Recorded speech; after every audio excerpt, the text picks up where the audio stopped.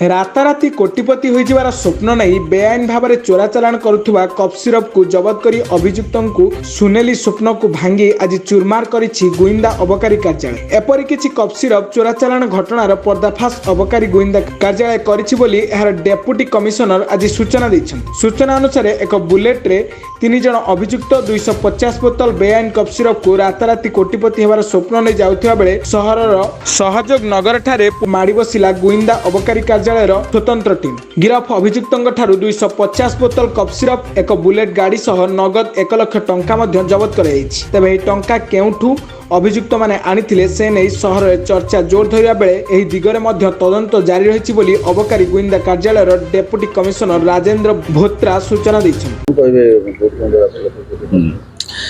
आज गोटाए बेले मो ऑफिस रो खबर आसी पहुँचला जे आमर जेम कॉलोनी पाख सहयोग नगर रे एक कफ सिरप गोटे जस्ट माने चालाण हो जाउछि।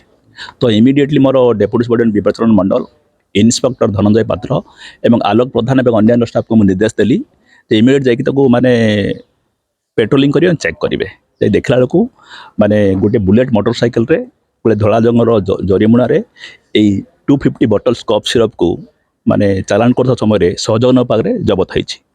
ए बुलेट सहित एमानक पाखरु नगद 1 लाख टंका भी जबत होइछि एवं यहाँ चालाण करुवा कामेश साहा बलराम बाग दलेपड़ा संबलपुर एवं अमित नायक ओलंडा संबलपुर गिरफ होती आम भी कर चालाण एवं एथिमध्यरु कामेश साहा एग्नेस्ट रे आगुरी कफ सिरप केस अच्छी से गोटे माने हेबिचुअल अफेंडर से गोटे माने धरा पड़ी एवं आमर अबकारी कमिशनर नरसिंह भल सार निर्देश अच्छी माने यही चढ़ आगू बलवत्तर रहिबो। अब जे कई मध्य चोरा गंजेई चालाण हो कफ सिरप हो कि ब्राउन सुगर इनवल्व रहिबो से गिरफ होके जेल जीव। अनुमानिक मूल्य केते हो? हाँ यार अनुमानिक मूल्य इंक्लूडिंग केस बुलेट सब मिसिक हम आपन 2,50,000 हम। हाँ ए माने एक्चुअली माने ए माने साहुपड़ार बासिंदा जेते साहुपड़ा को डिस्ट्रक्शन कराला साहू कॉलोनी को जो डेमोलिश कराला से साहू कॉलोनी रो से जो हेबिचुअल ऑफेंडर गुडा थिले कफ सिरप बिकुतिले से माने आसी सहयोग नगर रही कि ए कारबार करूछन। They are the habitual offender.